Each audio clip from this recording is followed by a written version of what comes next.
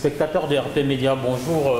Encore merci de nous suivre ce dimanche dans les Blabla Sensé. Aujourd'hui, nous aurons deux thèmes et trois invités. Le premier thème, c'est la moisson chinoise de IBK.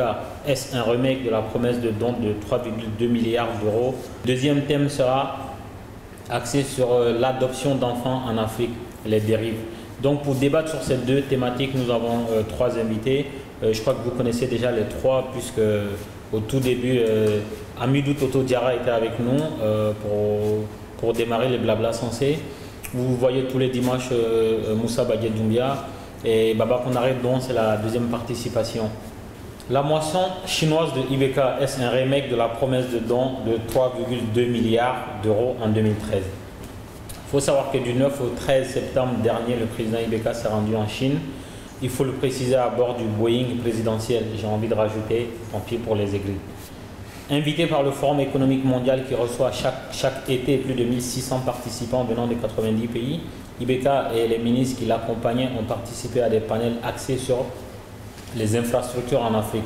Les infrastructures, donc le bâtiment, les transports, l'énergie, l'investissement, les mines sont les secteurs concernés par un protocole d'accord qui a sanctionné la visite du président en République de Chine. Et donc à Tianjin, en Chine, IBK est revenu avec une enveloppe de 1500 milliards de francs CFA. Ça lui a valu un standing ovation à l'aéroport de Seno à Bamako. Ça lui a valu des badauds au bord de la route pour l'acclamer tel un libérateur. Nous sommes ici pour en parler. À votre avis, quel sens donner à ces 5,5 milliards, disons ces 5500 milliards? Est-ce un don? Est-ce un prêt? Est-ce un prêt sans condition? Est-ce un prêt sans intérêt? Toto Diarra, à votre avis, comment on pourrait analyser cette enveloppe de 5500 milliards de francs CFA? En fait, je vais répondre sur la question, c'est-à-dire l'enveloppe de 5 000 milliards. Donc, sur la nature déjà de l'offre, en fait, moi je vais un peu parler là-dessus parce qu'il faut que les gens comprennent que ce genre de... Enfin, on utilise le mot don, ce n'est pas un don, parce que c'est un forum des investisseurs, c'est-à-dire qu'il y a la Banque mondiale, il y a des banques qui offrent, enfin, qui donnent des possibilités à des entreprises pour pouvoir financer certains projets dans les pays dits en voie de développement selon les besoins. Donc, ce qui s'est passé en Chine, c'est comme si, par exemple, les entrepreneurs maliens, vu que voilà, la mauvaise gouvernance est de mise chez nous, en fait, on n'a pas la possibilité de concurrencer les pays déjà dits développés, quoi, on va dire en Chine, aux États-Unis, en Europe. Donc, qu'est-ce qui se passe? Donc, le Mali vient avec ce projet. Donc, ils disent, bon, nous, on envisage de construire un pont sur un fleuve, donc ça va faire ceci, ça va faire ça, en fait, un business plan à peu près. Ou par exemple on a de l'or en sous-sol, donc aidez-nous à les soustraire, enfin à la soustraction, où nous avons des infrastructures routières, disons, pour améliorer un peu la circulation et évacuer les céréales. Donc en fait avec tous ces projets vous venez vous exposer et puis il y a des entreprises qui sont fiables, en fait, soi-disant fiables, parce que c'est relatif et tout ça, qui disent, bon d'accord, nous on va prendre vos projets, on va les défendre à votre nom. Et dans ces cas, en fait, eux, ils prennent le dossier, ils vont auprès des investisseurs, la Banque mondiale, FMI, ainsi de suite, en fait, tout ce qui est Bretton Woods et des banques privées, Goldman Sachs et consorts. Donc, eux, ils disent, bon d'accord, on va vous prêter de l'argent à taux tant. Donc, du coup, ça nous fait, enfin, c'est comme si le Mali avait obtenu ces prêts, mais par l'intermédiaire d'investisseurs. Donc, il faut faire très attention. Ce n'est pas des sous qu'IBK a amené dans sa valise, hein, donc c'est des promesses. Donc, comme il le disait et Mali, c'est-à-dire que voilà, on vous promet, à condition que ça soit bien géré. Donc, pour que ce soit bien géré, il faut qu'il passe par des entreprises chinoises pour cette fois-ci. Donc, ça veut dire qu'ils vont promettre comme quoi chaque franc sera bien dépensé et dépensé à souhait. Donc voilà, brièvement, c'est ce que je pourrais dire. Donc ce n'est pas un don, c'est des promesses d'investissement que nous devons payer peut-être voilà, à hauteur de participation, 20%, 10%, je ne sais pas pour l'instant, mais qui nous montre le contrat. On pourra voilà, définir à quelle hauteur le peuple malien contribuera, mais ce n'est pas gratuit, donc ce n'est pas un don. Merci. Donc cette contribution de Toto Diarra signifie tout simplement que ce deal que le Mali a fait à travers le président Ibrahim Boubacar Keïta avec la Chine va faire travailler des entreprises chinoises. En fait, dans le deal, il faut comprendre qu'il y aura il y aura un précaré chinois dans la réalisation de toutes ces infrastructures-là. S'il y a de la technologie, s'il y a des ingénieurs, apprêtez-vous à voir des Chinois débarquer et venir les exécuter. Et il ne faut pas oublier aussi que des pays comme la Chine ou même certains d'autres pays industrialisés sont en train de lorgner sur les espaces de terre cultivables dans les pays du Sud. C'est le cas déjà au Mali, c'était le cas avec le guide libyen Kadhafi, c'est le cas à Madagascar. Donc, ces pays-là où des gens déjà meurent de faim, on va louer les espaces de terre cultivables à des pays industrialisés pour mieux nourrir leurs enfants ou leurs chevaux. Moussa Badia Doumbia, vous qui savez beaucoup de choses, qu'est-ce que vous pensez de ce pactole-là de 5500 milliards ramené soi-disant par Ibrahim Boubacar Keïta au Mali? Est-ce un don, est-ce un prêt, est-ce un prêt sans condition, est-ce un don gratuit, est-ce un cadeau de Noël? Bon, d'accord, moi je vais commencer par dire que le Père Noël n'existe pas. Donc il ne faut pas commencer par rêver ou s'imaginer d'autres choses. Par ailleurs, il faut comprendre que la Chine, comme tous les pays occidentaux, à la recherche du marché et non seulement aussi à la recherche de terres irrigables, donc maintenant, qu'est-ce que la Chine essaie de faire? La Chine est comme un éléphant en économie aujourd'hui. L'économie chinoise est très très malade, il ne faut pas l'oublier. Quand on regarde le PIB chinois, c'est seulement à peu près à 22-25% de consommation nationale. Donc ça fait que la consommation nationale est très très faible dans la part du PIB national. Du coup, l'économie chinoise est basée sur l'exportation. Quand on connaît les relations économiques et commerciales entre la Chine et le monde occidental, ça va de soi que la Chine essaye d'implanter et d'enraciner ses bases en Afrique, tout comme l'a fait d'ailleurs les autres pays occidentaux, le temps de solidifier son économie, d'avoir une économie complètement autonome et après de continuer l'exploitation en Afrique. Quand on parle des dons que les Chinois auraient fait, cette somme-là, en fait, d'après ce que j'ai lu, il y a une partie des dons, il y a une partie des prêts à taux zéro et il y a une partie d'investissement. De l'autre côté, qu'est-ce que la Chine a eu? La Chine a eu, par exemple, le marché du fibre optique au Mali. La Chine est bien placée pour l'exploitation du fer malien, notamment dans le cercle de Kita. Donc, apparemment, le Mali regorge à peu près 5 millions de tonnes de fer. Et justement, en parlant d'infrastructures, les infrastructures qui seront mises en place, il y aura justement la mise en place des rails, donc des voies ferroviaires, de Bamako jusqu'en Guinée. Et ça, c'est principalement pour pouvoir transporter, on va dire, le fer qui sera extrait de Kita et autres. Donc il faudrait peut-être qu'on nous explique les tenants et les aboutissants. Et quand vous avez parlé justement de la présence des puissances économiques en Afrique dans l'exploitation des terres, il faut savoir qu'en plus de Kadhafi, la Chine est déjà aussi dans l'office du Niger. Ça a commencé déjà depuis le temps ATT, où on donnait des terres agricoles irrigables aux Chinois qui les reconditionnaient et qui les louaient par la suite à des Maliens. Par exemple, en 2009-2008, j'ai eu accès à certains documents où un Chinois avait le mètre carré à 10 000 francs CFA, il les reconditionnait et les louait à des Maliens à 20 000 ou à 15 000 francs CFA. Donc c'est des faits avérés, c'est des documents que j'ai lus sur des rapports annuels de certaines ONG françaises. Donc après, en 2013, l'AFD a fait une étude sur la présence chinoise en Afrique de l'Ouest. Je pense que si vous avez un peu l'occasion, vous pouvez aller voir sur leur site. Vous aurez plus d'informations par rapport à tout cela. Mais il ne faut quand même pas croire que les Chinois vont venir chez nous dire ah ben votre pays est beau, magnifique, nous on est passé par là, on va vous aider à être des concurrents potentiels. Parce que pour qui connaît un peu l'économie mondiale, on sait très bien que bon, les balances de paiement, c'est quand vous êtes positif, c'est que moi je suis négatif. Donc c'est lorsque vous importez plus ou que vous exportez plus. Donc en ce moment, comment la Chine va nous aider à être des concurrents potentiels, je ne pense pas du tout que ça va dans ce sens-là.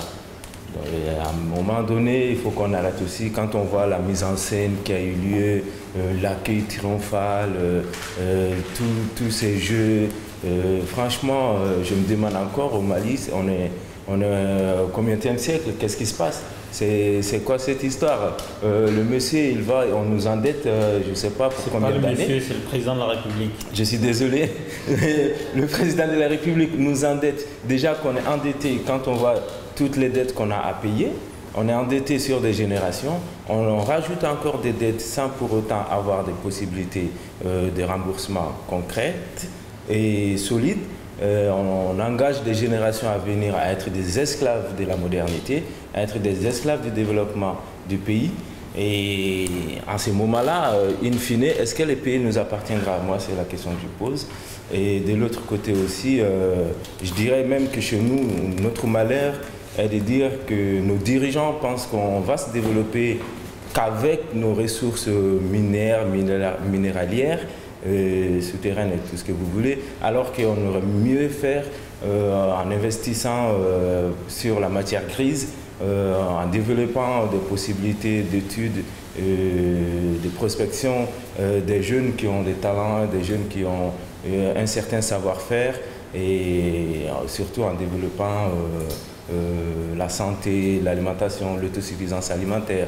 Par exemple, avant de vouloir être des pays comme la Chine et autres, il faut d'abord qu'on solidifie nos bases. Et c'est ce que j'aimerais ajouter à ce point-là. Badji a posé une question, est-ce que le Mali appartiendra au Mali dans les années à venir? Je ne sais pas, une chose est sûre, moi je resterai malien, je pense que vous aussi.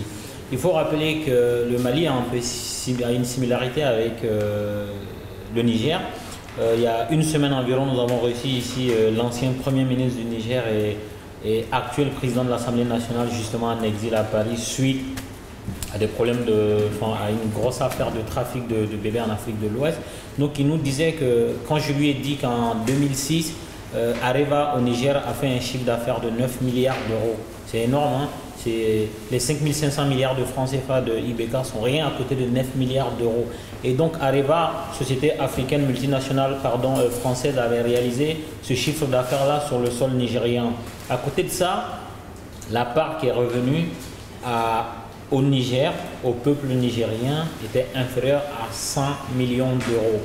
Et aujourd'hui, il y a eu un deal qui a été signé entre Areva et la République du Niger. Et ce deal-là rend fier les politiques nigériens, sauf que ce deal-là n'octroie même pas 300 millions par an. Et il se trouve que Areva va construire une route. Il se parle d'une route à 16 milliards, quelque chose comme ça. Mais c'est encore une fois une route qui va relier les mines d'extraction de l'uranium et le port auquel ils vont transiter, par lequel ils vont transiter pour aller vers les pays qui vont utiliser l'uranium. Donc il faut se poser les bonnes questions sur la bonne gouvernance en Afrique, sur la volonté de nos dirigeants de nous faire émerger. Et donc là, on va avoir l'analyse de Baba Konaré. Qu'est-ce que vous pensez de cette enveloppe-là ou de cette promesse-là faite à Ibrahim Boubacar Keïta en Chine? Je vais essayer d'être bref et en même temps de me concentrer sur ma spécialité, donc sur les questions d'éthique et les questions de développement aussi, en l'occurrence. Je trouve que la communication générale du gouvernement par rapport à ce voyage a été très difficile, dans le sens où ce voyage qu'on présente comme un voyage auquel d'autres chefs d'État ont été invités est en fait un voyage en marge du sommet qui nous a été communiqué. Et en plus, c'était un voyage auquel des premiers ministres avaient été invités. Donc en réalité, les efforts de la délégation malienne sont des efforts marginaux. Et si on s'intéresse à la communication du gouvernement chinois sur ces fameux 5500 milliards, il s'avère effectivement que le gouvernement chinois ne s'implique pas du tout. Ils ne se mouillent pas pour le coup. Dans leur déclaration générale, ils disent nous encourageons le Mali pour la réconciliation, pour le développement, etc. Donc le gouvernement chinois reste quand même dans une position prudente de diplomatie, sans désavouer clairement le Mali. Et ce qu'on a en face, ce sont effectivement des promesses d'investissement. Et je pense que là, il faut apporter une précision parce que très souvent, au Mali, dès qu'on entend des chiffres élevés, on a tendance à penser que c'est de l'argent qui nous est donné. Effectivement, le Père Noël n'existe pas. C'est comme l'histoire des 3 milliards et quelques de l'année dernière. Il y avait peut-être des dons, mais il y avait aussi des prêts. Donc effectivement, comme Moussa Badia le disait tout à l'heure, c'est aussi une chaîne qui est mise à nos pieds. Ce sont des choses qu'on devra régler par la suite. Donc là, ça m'amène à la question de la transparence par rapport à l'éthique. Comment est-ce que tout cela est décidé? C'est vrai qu'on a voté pour des dirigeants, donc on les a délégués pour certaines missions, mais il y a quand même un processus, je pense, dans l'économie, dans les partenariats, dans les investissements à suivre, et d'attribuer de cette manière-là des marchés, si cela s'avère être le cas, à des entreprises chinoises sans qu'il y ait de consultation autre de la population malienne ou même des représentants de la population, je trouve que c'est assez difficile à défendre. Donc ça, c'est pour ce côté communication en général aussi. Et puis bon, il faut aussi dire que la spéculation, c'est ce qui est en train de prendre les devants de la scène en ce moment.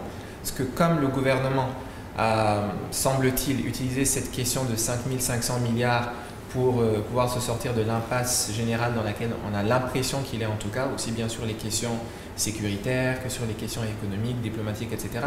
Ça semblait bien arriver.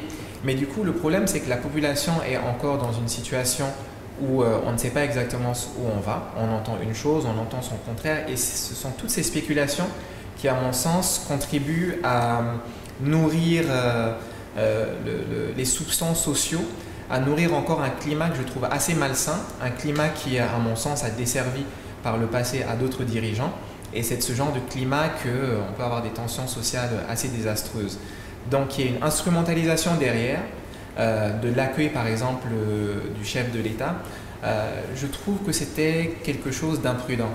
Parce que ces investissements se réalisent ou pas, bon, le futur nous dira ce qu'il en sera. Mais en attendant, on a des personnes, on a des Maliens qui sont là, qui sont dans des situations de vie, de survie, et à qui aussi il faut s'intéresser à un moment lorsqu'on s'adresse à elles, à ces personnes.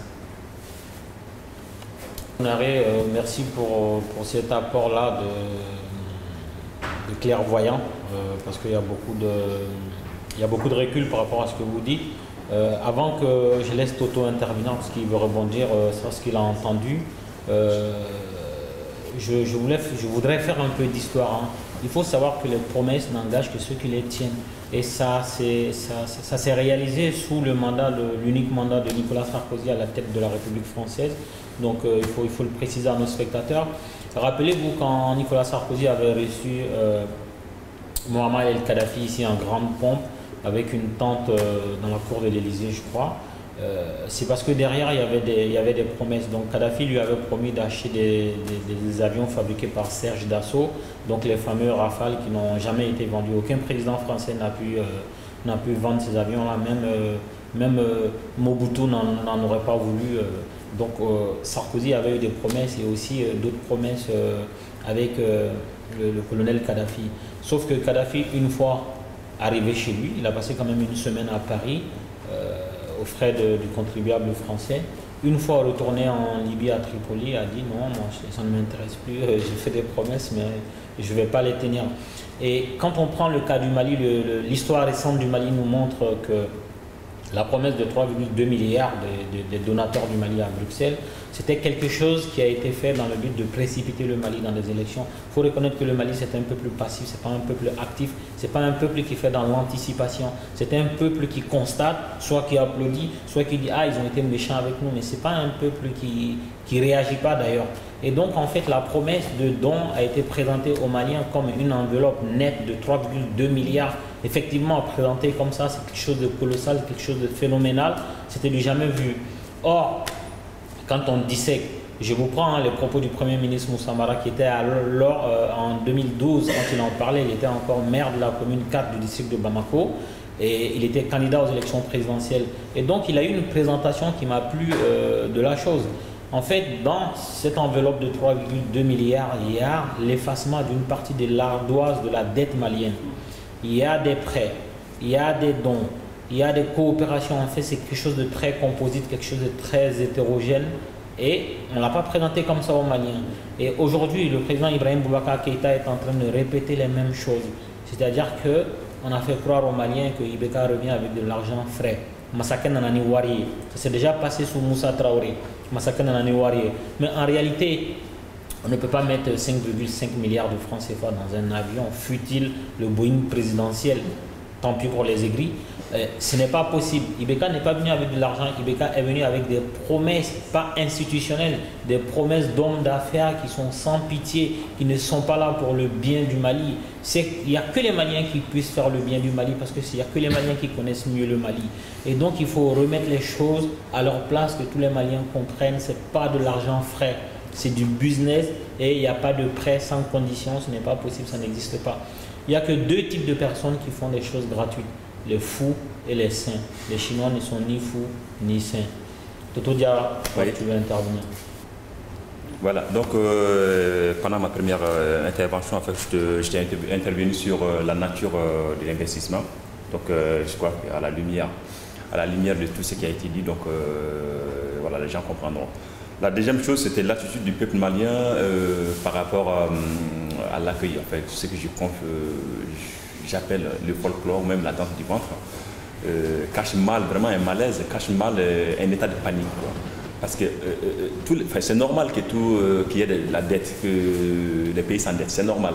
Mais de là à faire sortir, à mettre son peuple dans la rue pour applaudir parce qu'on s'est endetté, ça veut dire, ça cache mal, ça veut dire qu'on était au bord du gouffre. Ça veut dire, en fait, c'est même pas de l'argent, c'est une promesse. Donc on a eu des promesses, on est content, on applaudit. Et ça, c'est l'effet. Moi, je vais traiter la cause. Parce que je considère que tout ce qui a été fait depuis 22 ans, enfin, bon, peut-être même antérieurement, a été fait pour aboutir ces peuples, pour qu'ils acceptent cet état de fait, en fait, qu'ils sortent quand on aura besoin d'eux, quoi, pour des circonstances pareilles. Et c'est une honte pour moi, franchement, voilà. Donc, cette histoire d'accueillir le président de la République, comme l'a dit Baba Konaré, en fait, c'est quelque chose de... Enfin, la communication là-dedans, c'est misérable, quoi.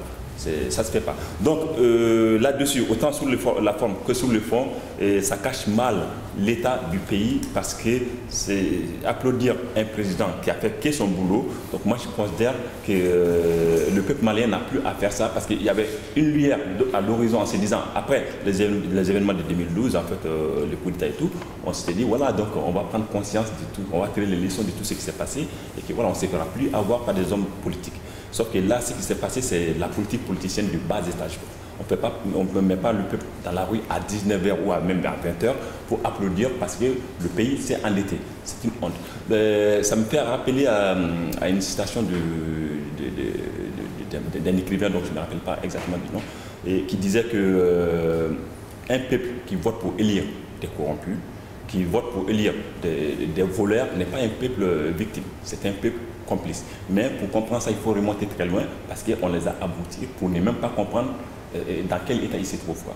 Donc, pour conclure, en fait, en Bambara, je vais le dire, qu'on a pris le Morob Kabbalah Gauchini-Boulé, ça veut dire qu'en fait, l'état de panique, l'état voilà, amène l'être humain à taper un porte-pique avec à menu, quoi. Donc c'est pour vous dire que franchement, ce qui se passe au Mali, il faut qu'on y regarde de plus près, qu'on essaie de creuser là-dedans. L'opposition, c'est leur travail, donc ils essaient de voir un peu parce que ça cache mal un état de déliquescence de nos institutions, de notre trésorerie, juste pour des promesses, quoi. Voilà. Le second thème second thème et dernier thème de notre blabla de ce dimanche est l'adoption d'enfants en Afrique, les dérives. En droit de la famille, l'adoption du latin adoptar, étymologiquement ad optar, à choisir, signifie donner à quelqu'un le rang et les droits de fils ou de fille. Autrement dit, l'adoption est une institution par laquelle un lien de famille ou de filiation est créé entre l'adopté, généralement un enfant, et le ou les adoptants sont ou ses nouveaux parents qui ne sont pas ses parents biologiques. L'adopté devient l'enfant et l'adoptant, lien de filiation, et obtient donc des droits et des devoirs moraux et patrimoniaux.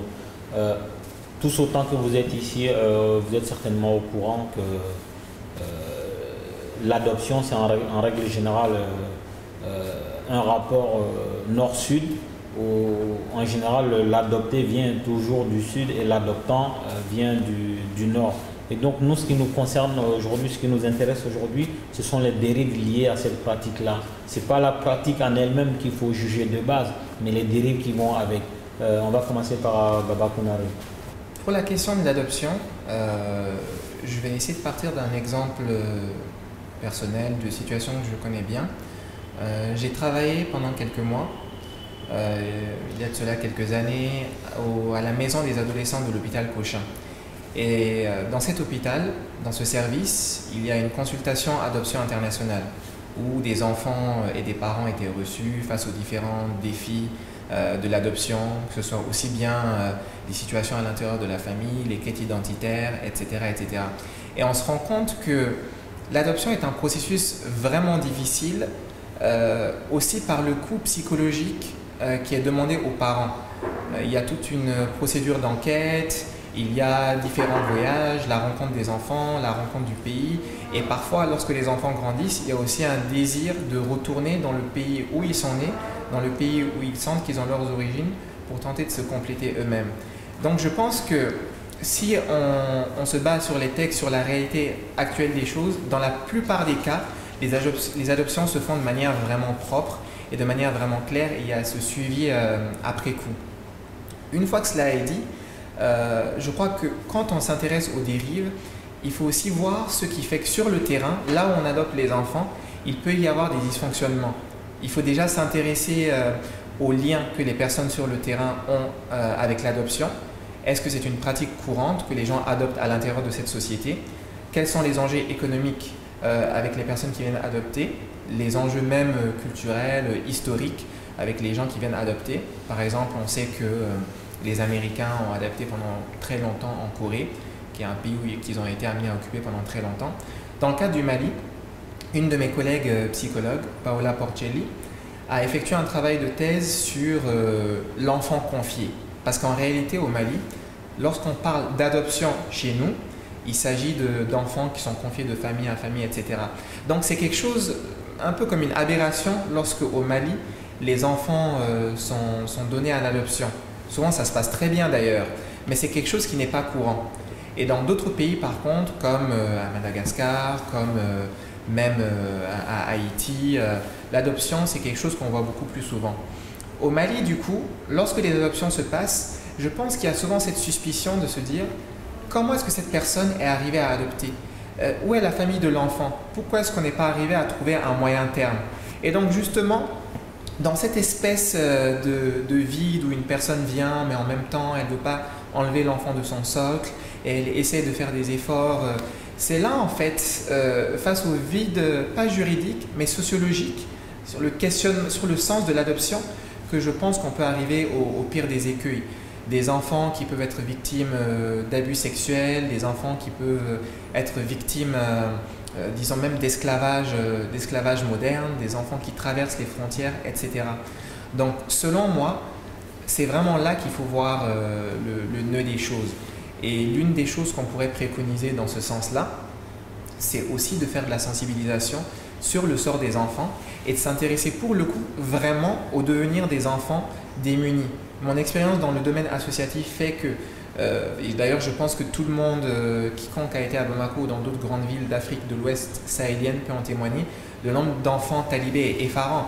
Bamako et Ouagadougou par exemple sont vraiment des villes où ces enfants sont là en masse et ce sont des enfants qui peuvent être récupérés non seulement par des personnes venant de pays dits occidentaux, mais aussi par des filières comme les filières djihadistes. On a vu ça très souvent, des enfants de milieux très démunis qui sont récupérés, qui ont des fusils et qui sèment la terreur finalement. Ça aussi c'est de l'adoption, même si on n'en parle pas réellement.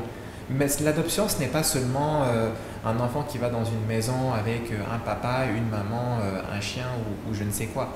Donc, une fois de plus, je pense qu'en s'intéressant au devenir des enfants dans notre société, à leur prise en charge au quotidien aussi, à ce que les enfants qui sont en situation de risque peuvent devenir et aux ressources de notre propre société, on pourrait amener à trouver des solutions durables. Voilà ce que j'avais à dire. On va parler du cas de l'adoption au Mali. Il faut rappeler que depuis 2012, où il y a eu l'application du nouveau code des personnes et de la famille en raison des troubles importants, le Mali en fait restreint l'adoption aux ressortissants maliens. C'est vrai qu'aujourd'hui dans les textes au Mali, on ne peut pas adopter un enfant malien si on n'est pas malien. Donc ça c'est clair. Pour revenir à des statistiques, il faut dire qu'aujourd'hui le continent africain est le premier continent d'origine des enfants adoptés par des Français. 701 enfants arrivés d'Afrique en 2012.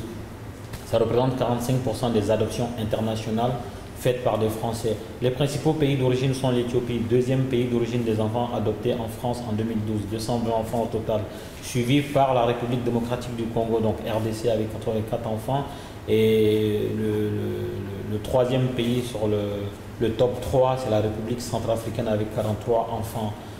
Moussa Baguette Doumbia, qu'est-ce que vous pouvez dire sur la dérive au niveau des adoptions? Quand on parle d'adoption, dans le cas précis de notre émission, il s'agit des adoptions nord-sud.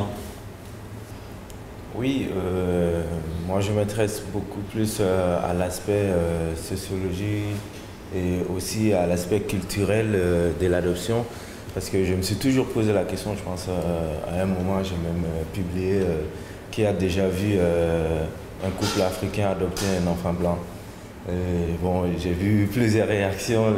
Ça me fait souvent marrer de dire ça comme ça parce que je pense que l'adoption en tant que telle aujourd'hui est plutôt liée principalement à l'aspect économique, au rang social, au pays d'adoption. Et aussi, à mon avis, il faut prendre en compte le fait que ces enfants-là suivent un processus d'acculturation. C'est là où moi tout de suite, quand on me dit qu'il ne faut pas voir l'adoption en tant que telle comme un problème, je ne suis pas tout à fait d'accord parce que pour moi, quand on veut adopter un enfant, par exemple, lorsqu'un couple athée veut adopter un enfant chrétien, comment va se passer l'éducation de cet enfant-là? Est-ce qu'on va l'éduquer selon les principes chrétiens, selon les valeurs chrétiennes ou selon les principes et les valeurs, si vous voulez, des personnes athées, des personnes qui n'ont aucune croyance? Pour moi, ça c'est très important parce que ça rend même dans la construction physionomique de l'individu à se dire mon identité c'est ça, je me reconnais dans telle personnalité. Et quand on extrapole cet état de fait à tout un pays ou même à toute la masse des enfants adoptés, on voit très bien que des enfants par exemple éthiopiens qui ont des cultures différentes aux cultures françaises, qui ont même à la base une mentalité, une conception de la vie différente à celle qu'on connaît en France, du coup se retrouvent dans un nouveau monde où ils vont tout réapprendre, ils seront complètement formatés et ces personnes-là, au bout d'un moment, seront plus français, plus occidentaux que plus africains. Donc moi, c'est plutôt cet aspect-là, déjà à la base, que moi j'appelle dérive, parce qu'on prend juste en compte l'aspect économique, qui est de dire, oh bon, vous savez, on va prendre l'enfant, il va avoir la chance de suivre une meilleure formation, il va évoluer en Occident, il aura les papiers français, il va pouvoir voyager comme il veut. Donc il a un avenir qui est plus ou moins garanti, en tout cas par rapport à son pays d'origine. Et on se limite généralement à cela. Bah, de l'autre côté, ceux qui adoptent, ils auront un enfant qu'ils n'auraient peut-être pas pu avoir. Mais l'individu, l'enfant en tant que tel, est-ce qu'il est considéré comme étant un individu ou juste un objet pour satisfaire un désir, un besoin que ressentent justement les parents qui vont l'élever, qui vont le considérer comme leur enfant et qui leur transmettront justement leurs valeurs, leurs principes, sans tenir compte de l'origine de l'enfant, sans tenir compte de la société dans laquelle l'enfant est issu. Il faut rappeler que l'adoption peut être vue, l'adoption d'ailleurs est vue selon les critères de l'AFA, donc l'Agence française d'adoption. L'adoption est vue comme un phénomène qui répond aux besoins d'un enfant par l'établissement d'une filiation. Donc, en fait, si vous voulez, l'adoption permet à un enfant d'avoir, c'est plutôt une réponse à un besoin de l'enfant d'avoir une famille, d'avoir un repère. Et aujourd'hui, est-ce que cette image-là est traduite par les adoptions telles qu'on les voit? Parce que le vrai problème, d'où viennent les dérives, c'est le nombre de demandes d'adoption qui triple ou qui quadruple le nombre d'enfants disponibles à adopter. Et l'adoption, telle qu'on la connaît, c'est un produit occidental aujourd'hui. Je suis désolé de le dire comme ça. En fait, l'adoption est vue dans un sens. C'est-à-dire que c'est l'enfant du Sud qu'on va toujours adopter parce que l'adoption, telle qu'on la connaît, a été faite de sorte à ce que ça fonctionne comme ça. Essayez un jour de quitter Bamako ou de quitter Ouagadougou, quels que soient les moyens que vous avez de venir adopter l'enfant d'un couple, enfin un enfant de la DAS par exemple. Parce qu'en France, il y a la DAS existe pour récupérer les enfants des gens. Il n'est pas souvent question d'adopter un enfant français par un couple américain ou chinois ou malien. Toto Diarra, quelle est votre approche de la dérive de l'adoption des enfants en Afrique? En fait, dans notre société en Afrique, principalement au Mali, moi je vais parler pour le Mali parce que je connais un peu, je connais plus sur ça. Donc l'enfant, par exemple, était confié à des couples qui ne pouvaient pas avoir d'enfants, l'oncle ou la tante ou un membre de la famille. Donc, le terme confié est beaucoup plus adapté à ce contexte. Et ça se passait bien à 80%, même souvent à ce niveau il y a des dérives, mais les risques est beaucoup moindre. Mais à partir du moment où on commence à institutionnaliser la chose, donc il ne faut pas s'étonner que derrière, il y a des gens mal intentionnés, donc, où le terme dérive prend toute son ampleur à cause du trafic d'organes, du trafic d'enfants, des réseaux pédophiles, enfin tout ce qui s'ensuit. Voilà. À ce niveau, en 1993, je me rappelle en fait qu'il y avait eu la Convention de la Haye qui a été créée pour encadrer tout ça. Parce qu'il y a des sortes d'adoption, en fait, il y a des organismes agréés par lesquels on peut passer pour adopter l'enfant et de l'autre côté il y a des démarches individuelles. Donc à partir du moment où ça commence à partir à gauche à droite, il y a des conventions bien sûr qu'on peut respecter, mais on est libre aussi, enfin on n'est pas libre, mais il y en a qui essaient de passer à côté, outre, pour faire ce qu'ils veulent et on y tombe dans les dérives. Donc l'adoption, le terme adoption vient, à partir du moment où ça devient nord-sud, parce que chez nous, moi je préfère le mot confier, mais à partir du moment où on parle du nord et sud, donc ça devient l'adoption. Dans l'adoption, il y a une question d'offre et de besoins. Tant qu'il y a des guerres chez nous, ça fait des orphelins de guerre et ajouter à cela des orphelins naturels. Donc quelque part, l'idée elle n'est pas mauvaise, elle n'est pas dangereuse. C'est pour permettre à ces enfants qui n'ont, après la perte de leurs parents, en fait, de trouver une place dans notre société. Donc, si ça peut les permettre d'avoir une deuxième chance, l'idée elle n'est pas mauvaise. Mais à partir du moment où ça commence enfin, il y a tout un réseau qui s'implante où on a l'histoire du Nigeria où il y a des fabrications de bébés, bon, il y avait des rumeurs, ils ont un peu enflé, mais fabrication de bébés pour les revendre à des vendeurs d'organes, à des réseaux pédophiles, ça devient vraiment très dangereux.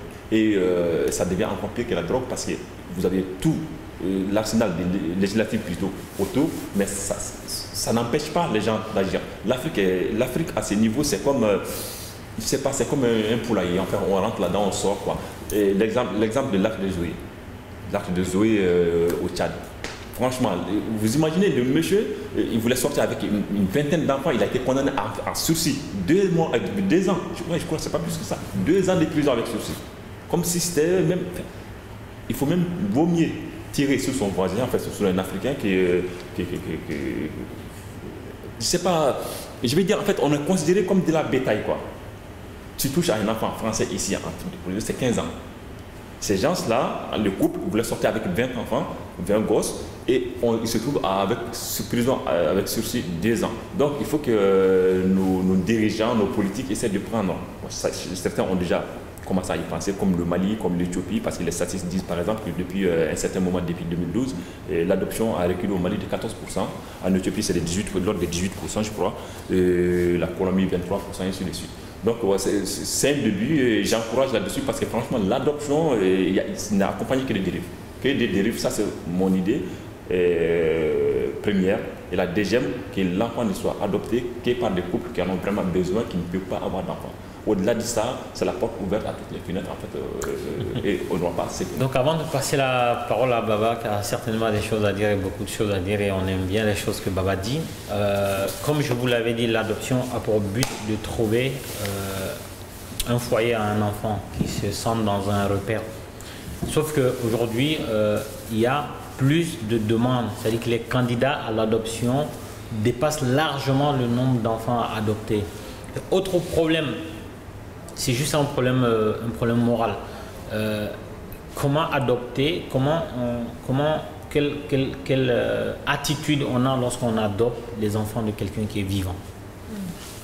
Qu'on adopte des enfants orphelins, c'est normal que ce qu'on les confie selon ce que le Mali fait ou même selon la loi islamique je vais revenir dessus. La loi islamique a une autre vision. Elle n'admet pas l'adoption comme on la connaît sous la forme occidentale. Et donc, adopter des enfants d'une personne qui est vivante. Or, dans la définition et dans le but de l'adoption, c'est trouver un foyer à un enfant, trouver un repère. La plupart des gens qui adoptent, sinon 100% des gens qui adoptent sont des gens qui ont des moyens au-delà du SMIC. Et donc, pourquoi ne pas réfléchir plutôt à aider les familles à s'en sortir avec leurs enfants dans le cocon familial plutôt que d'adopter un homme et une femme qui sont vivants, leur arracher leurs enfants et les faire élever par d'autres personnes, qu'on le veuille ou pas, même à l'intérieur d'un même pays, même à l'intérieur d'un même quartier. Lorsqu'un enfant quitte une famille pour une autre famille, il y a une déchirure, il y a une coupure culturelle, il y a une coupure naturelle. Et donc, à côté de ça, qui dit offre et demande parle de business. Il y a forcément des associations qui se sont greffées à ce business-là. Au début, qui montrent patte blanche, mais au final, étant donné qu'il y a plus de demandes et les gens qui demandent sont un peu nantis, les associations ou même des gens qui ne sont pas forcément dans des associations, pas forcément dans des structures, créent des business à côté. Ça a été vu, ça continue de se faire. Maintenant, quels sont les garde-fous que les États, donc nos États pourraient avoir? Parce que les victimes, on ne peut pas, quelqu'un qui se fait escroquer 10 000 € parce qu'on voulait lui confier un enfant, pardon, c'est pas vraiment à côté de la vie d'un enfant, c'est bénin, c'est pas quelque chose de très grave. Par contre, lorsqu'on confie un enfant à des gens qui ont falsifié leur pédigré, qui ont falsifié la moralité qui les entoure, qui est une condition nécessaire à l'adoption selon les conventions, il y a une dérive. Baba Kounare, vous qui êtes le psychologue autour de cette table-là, qu'est-ce que vous vouliez ajouter à tout ce que vous avez entendu? Beaucoup de choses à dire. C'est une discussion qui pourrait durer éternellement. Mais je voudrais d'abord commencer par une banalité vraiment grosse comme le monde, et que j'aime bien répéter d'ailleurs. Tant que nos États, les textes existent déjà. C'est ça, je trouve, être l'un des drames en Afrique et chez nous au Mali. C'est que des textes existent déjà, des conventions ont été signées par le Mali autour de la protection des enfants et il faudrait tout simplement les appliquer pour que la plupart des dérives ne se produisent pas. Bon, une fois que ça c'est dit, je pense qu'il faut aussi bien sûr distinguer le type d'adoption. Toutes les adoptions ne sont pas plénières. Il y a des parents ici qui adoptent, mais en réalité c'est aussi une situation où l'enfant est confié, même lorsqu'un enfant vient d'un pays du Sud. Et ça aussi c'est quelque chose qui se négocie vraiment au cas par cas. D'autres fois, ce sont des enfants qui viennent pour se soigner, puis qui retournent. Mais mon expérience générale dans ça, c'est que la plupart des adoptions sont comme des situations de parenté autre. Disons que je pense qu'il ne faut pas stigmatiser à outrance le processus de l'adoption. Comme tu disais tout à l'heure, il y a aussi par exemple la situation où des enfants viennent de la DAS. Et ça va rejoindre ce que Moussa Badje disait tout à l'heure sur les questions de religion, etc. Là, c'est un cas différent. Ce sont des enfants qui sont nés, qui ont grandi, qui ont un certain âge, qui sont confiés à des familles qui ne les connaissent pas vraiment. Est-ce que ces enfants vont rester avec eux jusqu'à la majorité? Est-ce qu'ils iront ailleurs? Vraiment, les configurations sont très très différentes. Et je pense que nous sommes tous des êtres humains, nous avons tous une conscience partagée. Nous ne naissons pas musulmans, nous ne naissons pas chrétiens, nous ne naissons pas avec telle ou telle valeur. Et finalement, j'ai envie de dire qu'un enfant berger de la région de Tombouctou qui est confié à une famille à Sikasso, je ne trouve pas que ce soit moins dépaysant, que ce soit moins dangereux potentiellement qu'un enfant venant par exemple du Sri Lanka qui est confié à une famille ici en France, en sachant qu'il y a quand même une législation, il y a quand même tout un cadre dans lequel le suivi est assuré. Donc oui, certes, il faut montrer les abus qui se produisent lorsque des personnes comme avec l'Arche de Zoé sont impliquées, Mais une fois de plus, la parenté, c'est une situation qui est normalement difficile. On ne doit pas s'attendre à ce que l'adoption soit plus facile qu'une autre situation. C'est comme la question de l'adoption, par exemple, par les couples homosexuels, qui a été beaucoup décriée l'année dernière, où quand on s'amuse à regarder certaines statistiques, on se rend compte que finalement, il n'y a pas plus de mal-être, il n'y a pas plus de troubles mentaux, par exemple, chez ces enfants-là. Donc je pense que parfois, il faut temporiser. Lorsque des scandales comme l'Arche de Zoé éclatent, on est saisis tous immédiatement par les émotions, ce sont des choses très graves. Et c'est là où j'en reviens à ma déclaration du début, qui est que si nos États appliquent les lois, s'ils jugent les personnes qui sont responsables, les personnes qu'on arrive à coincer, finalement c'est la meilleure garantie pour éviter à notre niveau les dérives, parce qu'en face, en Occident, dans mon expérience à moi, le système est déjà pas mal aguerri. Les problèmes qu'il y a, ce sont vraiment des problèmes d'individu à individu. Et là, c'est le système social ou le système de santé mentale qui doit intervenir ici aussi, qu'on devrait améliorer, qu'on devrait renforcer pour pouvoir mieux aider. Pour revenir sur ce que Baba Konaré disait, en fait, le débat n'est pas de juger l'adoption en tant que tel. Le sujet, c'est les dérives de l'adoption, et ces dérives, il y en a. Et lui-même, il vient de citer certains cas. Donc, encore une fois, pour une précision à apporter à nos spectateurs, ce n'est pas de dire que l'adoption est une bonne chose ou une mauvaise chose. C'est de parler des dérives de l'adoption. Et donc, tous autant que vous êtes autour de cette table, chacun a apporté son analyse à la situation. Le débat continue. Et donc, sur ce, je remercie les spectateurs de RP Média de nous suivre tous les dimanches. N'hésitez pas à nous faire des propositions de thèmes si vous avez des thèmes qui vous tiennent à cœur. Continuez de nous soutenir sur nos différents supports, le site rpmedia.com, notre compte Twitter, notre groupe de discussion Facebook de plus en plus nombreux. Je remercie Amidou Toto Diarra, parce que ce monsieur s'appelle Toto Diarra. Ce monsieur s'appelle Amidou, il nous l'a caché pendant très longtemps. On ne peut plus continuer à l'appeler Toto, c'est Amidou. Moussa Badiet Doumbia, notre étudiant en géopolitique, qui nous fait l'honneur tous les dimanches d'apporter une profondeur à nos discussions avec beaucoup d'informations. On ne cesserait jamais de le remercier. Notre psychologue Baba Konaré, qui devient un habitué, on espère le garder le plus longtemps possible. Merci de débluer le débat avec vos analyses. Merci à la camérawoman Mariam Sissoko, très compétente gladiateur en costard. Merci à vous et à dimanche prochain.